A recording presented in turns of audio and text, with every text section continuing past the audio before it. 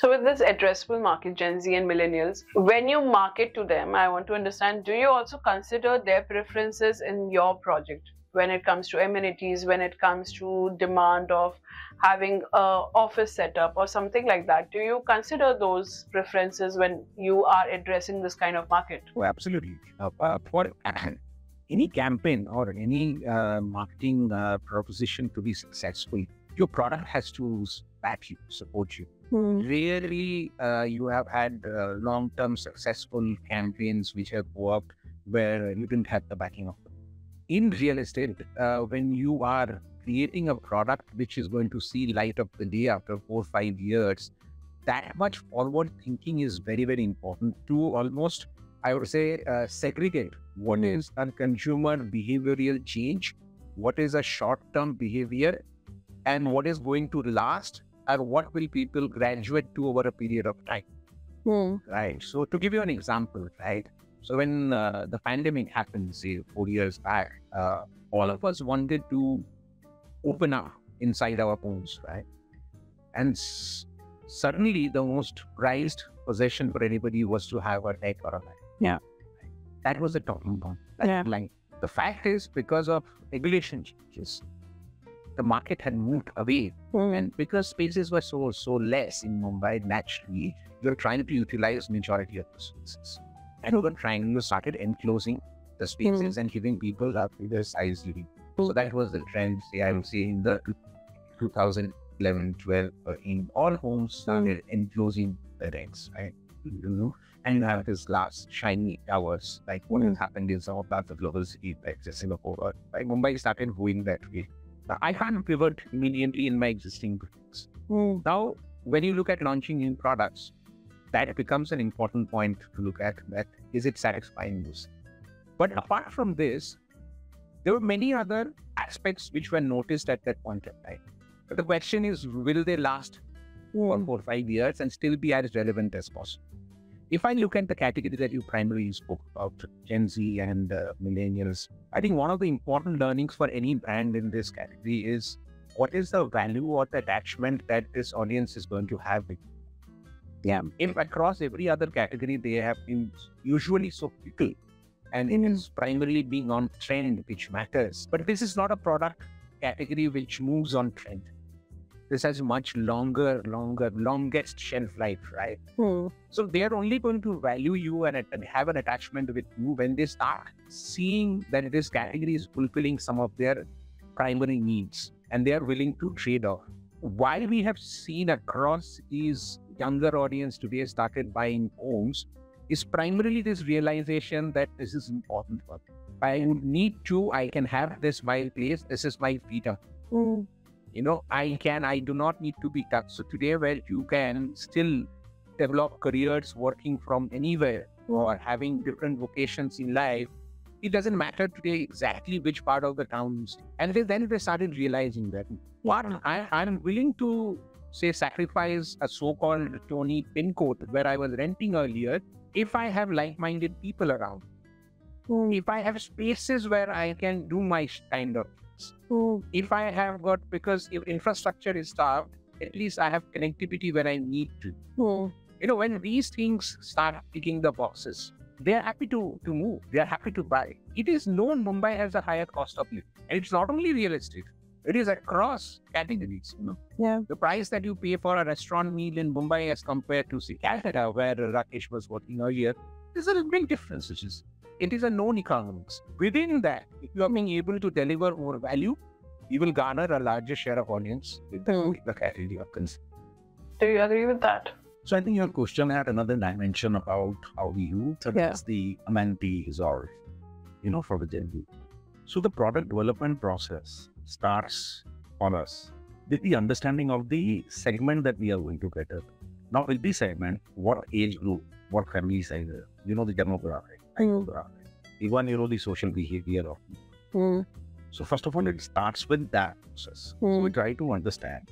And for that, what we do 2 things. One is we do the consumer research on an ongoing basis. So whenever we go to a new area, so let us say if we launch a new project and the topic or the areas where we've not been in the past. So we like to do the consumer research. and we go and meet the customers and understand from them what exactly are they looking for, what are their ambitions, what are their requirements. And in the markets where we are already there, we pick up the understanding from the existing projects, the amenities which are being utilized.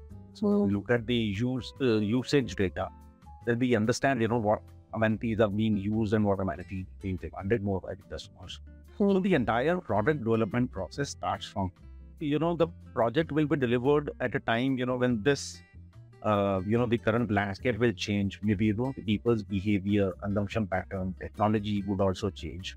I think some kind of forward orientation also needs to be brought in and probably strengthened further. But then, the product development process takes into consideration that, this is the segment we will plan. So let's talk about the existing projects of both of you. So I've noticed in Thane Kalpataru and Thane Rustomjee, where both the communication was happening very differently. So where Kalpataru was showcasing in their communication lifestyle, EV chargers, decks, spaces, Rustomjee communication was your dream home you can achieve by 1.5 CR. Many amenities you can get in a township like this, where there are a lot of towers but amazing amenities and all. Both the communication I have been noticing and seeing it for a while, and I have visited both the properties. I notice both are I think not hugely in a very distance manner. एक Nashik highway के उस तरफ है, एक इस तरफ है, where now Central Park का एक theme garden भी खुल गया है. Point is, in both the properties, what I noticed, the communication played a different role to attract a different gentry altogether. So when you go to such areas like Thane, I'm sure before you come up with the product and all, you will keep certain price and certain time in market, right? So does marketing guys get involved in this?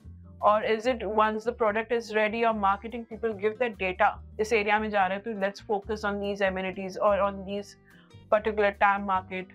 I want to understand the process behind, because both the products were quite interesting and both of them had a huge success. So I want to understand about these products which are already existing, so our viewers can also understand how the mind or how the planning went behind these two products. For any marketing campaign to be successful, marketing has to be an integral part of the new product development process. And that is at the core of how we work at Kalpataru.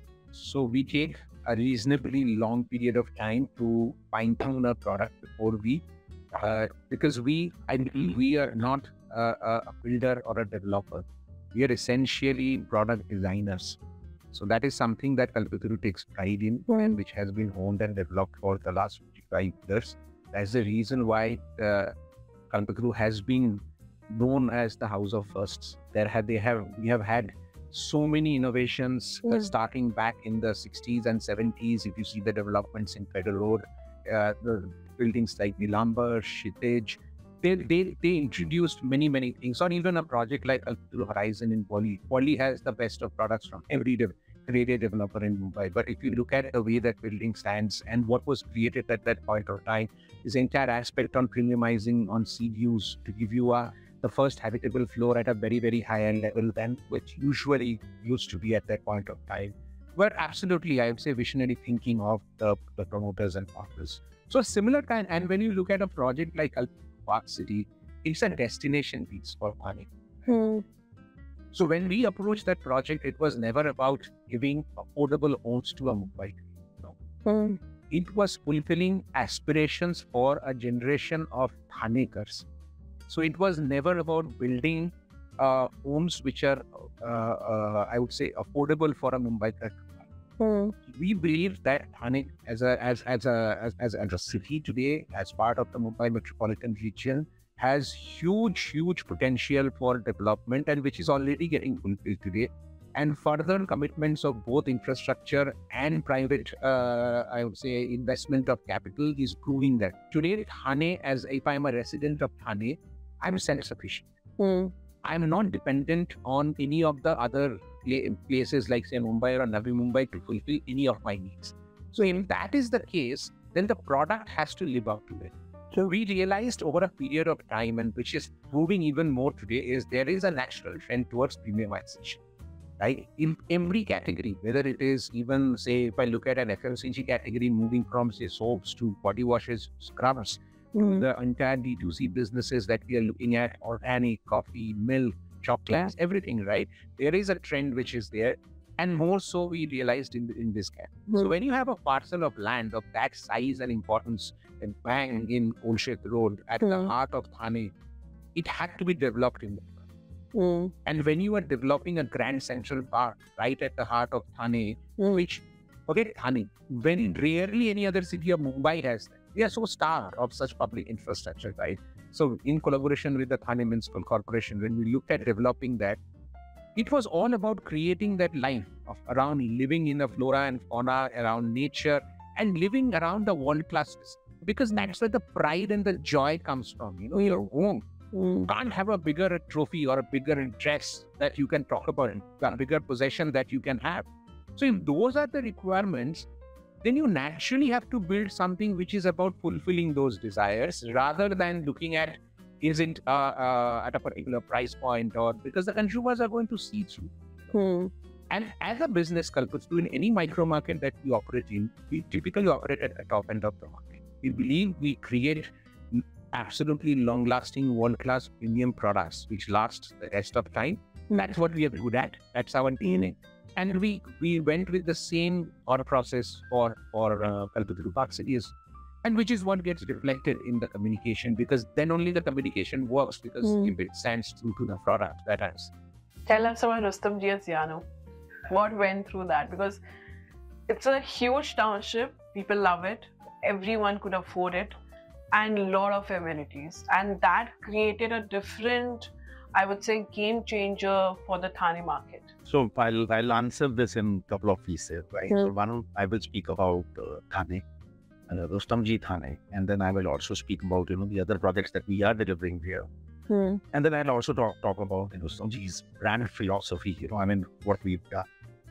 So Rustomjee as a brand, like now we bought our punchline as it's thoughtful Rustomjee. Earlier it was childhoods available for Thane, for Rustomjee Albania, as Yano is a part of Albania. Yeah. We used childhoods available, that was the tagline that we were. So we always believed, the brand philosophy is that we believe in nurturing spaces, building communities, and bringing the families together to give them quality time that they can spend together and they can enjoy their life by being together. So what a home should be to the customer. Home has to provide security, it has to provide comfort, it has to provide you that happy experience where you would like to stay. Our promoters believe, and this is the organization philosophy that we've seen, that we would like to sell only those houses where we ourselves would like to stay.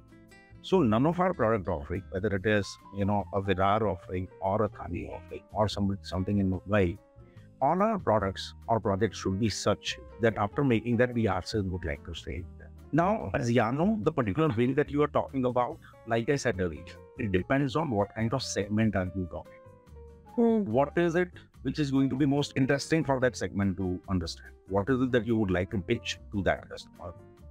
So, now that's a huge land parcel. So there we've got about 110 acres and the project has come up in different phases. So now we've come up with larger apartments there, and in the future we are going to come up with even larger and more premium offerings. So I think the project has gone through an entire life cycle, and it is a hugely successful project in Thane. Now, when you look at the communication that we adopted, now, like I said, in Rustomjee, Mumbai, we bought various flagship projects, which are the most premium project in the vicinity where in the particular micro markets. Like, Pali Hill, we've got 2 projects, Panorama and Parishram. Prabhadevi, we've got Rustomjee Crown. Elements is one of the flagship projects that we've delivered. Yeah. BKC Extension, Kalanagar, Seasons, and so many other projects. Right, Oriana is the project that we delivered earlier, and Sita. Paramount is another project that we delivered. So far, these projects are the projects which are actually, the landmarks in particular areas. So like I said, Rustomjee as a brand is catering to the whole spectrum of the segment, right from the entry level to the topmost level. This is something that I like to say is that, like any other luxury brands in automobiles, right? You think about Mercedes or BMW. So, not everybody can buy and afford. So, Rustomjee we've seen is kind of a flagship brand, is a premium brand, which a 50 lakh customer, if he wants to get into a Rustomjee, we've got an offering for the customer. So, across the length and breadth of Mumbai metropolitan region, we've got projects where, I'm sure you must have seen, something which got reported in media, which was the 3-figure transaction which happened in one of our projects in Pali Hill. Yeah. Right. So this is one brand where the customer from across the segments can come forward, live there, enjoy the amenities, and still feel then that brand is aspirational for them. Right. Otherwise, what happens is that the moment you open your brand to an entry segment, you might need to create another brand for the premium or the luxury segment. But in case of Rustomjee, with our segmented approach, which our segmented communication approach, got a process which is called brand architecture. And in that brand architecture, we have created different communication tonalities. The brand guidelines, the brand book is different for the different segments that we get. While the entire customer base is assured of Rustomjee offering, Rustomjee quality of life, but the way we communicate this brand is different for the different segments. Also, you mentioned about, the involvement of marketing in terms of deciding product. I think it may be very, very primitive to say that, create a product and then give it to marketing just to advertise. If marketing is not a part of the product development journey, like he also said, today's customers are smart. Customer does not become dumb when he comes to buy a real estate. Or does not become smart when he goes to buy a smartphone and, would like to compare different products. And then, basis the brand positioning, communication, the value proposition that the customer feels. Customer would like to be very, very smart when the customer buys the real estate. So the brands which are able to connect well with the customer, offer the brand proposition, offer the, the promise, and also offer the proof of what they've delivered in the past. I think that's the total equation that you can deliver. I think it's the only industry where marketing people are involved in the starting of the project, right? 100%. So like I told you, marketing takes care of the consumer research part. And any new market or any new sizable project that we make, consumer research is a must. We start from there. Gone are the days when we would work on our whims and fancies, or we would work with some kind of hunches that we have. Today, at the time of developing any project, we get into data analytics to a different level. This can be, a primary data or a secondary data or maybe a tertiary data. We get into data analytics. We use the prosperity indexes which are available. We get into the market branding activity like any other evolved FMCG or durable organization would like to do at the time of product launches. There are very, very passionate debates which happen. Somebody may have some thoughts that, I can sell a different ticket size of apartment, but the other person, ultimately, the other person may not feel so. So whether it is the promoter, founders, directors, or the leadership team, the passionate arguments are out. There are free-flowing, passionate discussions, and ultimately, it is the quality of argument that wins. The products are made as per, what is the right opportunity in the market. We don't like to repeat what is getting sold in the market. We don't like to make more of what is getting sold in the market. Rather than that, we like to look at the latent opportunity in the market. But for arriving at that decision, a lot of passionate discussion happens with the help of data, as people can look at data, in their different manner. But then ultimately, when 5 different points of view come into the room, then the best of the decisions are had. That's good to know.